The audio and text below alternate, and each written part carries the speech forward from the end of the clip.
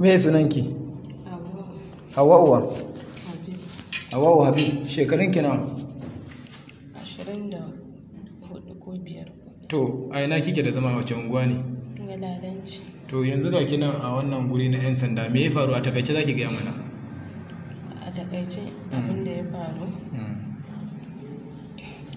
Ni dai kawai abin da zan iya tunawa, na ga mijina kamar jikinsa da jini. Haka ya kai ni gidan mugon. Babana ya ce a ɓoye ni. Me ya faru aka ci a ɓoye ki? Wani zubin a hankali na, wani zubin na kama ba daidai ba.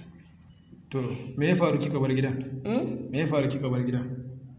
Gani ne kamar an biyo ni, dama don kwanaki nake gaya masa, nake ce masa ina gane sai a zo a dinga daddanni na, a danne man nan dina da nan dina. Ina gane a gida. To me ya faru da kuka faɗa a gida? Da wa muka yi faɗa? Yara na gani guda 2. Da waye da waye? Yara na. Yi mana bayani. Kin ga ba ma gurin abin ya faru, yi mana bayani. Yara na ne na ga sun biyo ni. Maza za mu faɗa da shi, na kira shi na gaya masa. Da waye da waye yaran? Da Zuhra da Irfan, da Zuhra da Yusuf. Ina jin ki. Suka biyo ki? Suka biyo ni. Da me suka biyo ki? Wuka ce ko menene? Na? Kamar wuka ce ko menene? To. Shikenan sai na kira shi. To na daɗe ina gaya masa abubuwan da nake gani. Dan shi ma canjawa yake yi. Har sai ya zo kamar da kofatu. Ƙafafuwansa da abubuwa kamar an ɗaura masa bam. In na gaya masa sai ya ce wai ba a hayyace na yayya ba. Na gaggaya masa to baya ɗauka. Ni kuma kawai ranar da na gaya masa na gabe yadda ba, kawai sai na fita. Ne tafiya ta gida. To baban mu ba ta son auren.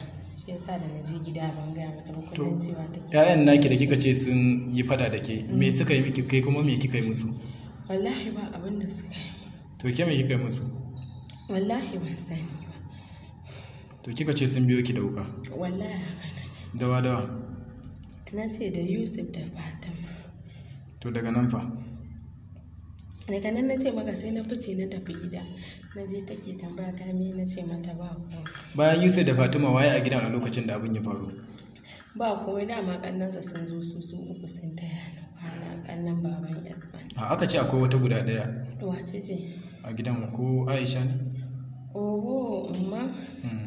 Da ita. Ita kuma me ta yi? Abin da ta yi ni dai na basu a gidan wallahi. To Allah ya kiyaye. Amin ya Allah.